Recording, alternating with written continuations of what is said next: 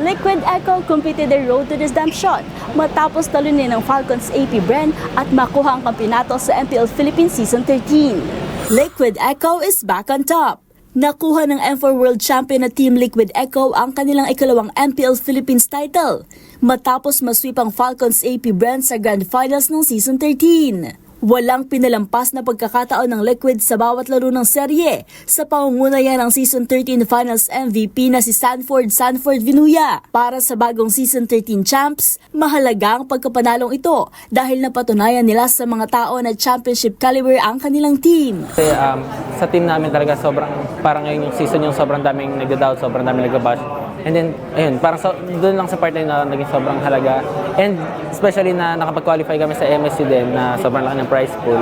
Ayun, na napatunayan namin sa lahat na championship caliber team talaga kami.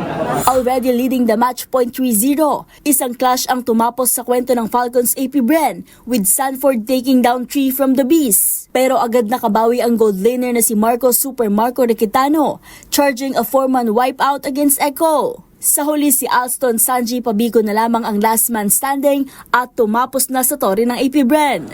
Siguro nangyari sa game, sobrang completely basa nila kami. Parang lahat ng overall ng lanes, parang Turtles, Lords, parang lamang sila parang mas better na team sila ngayon.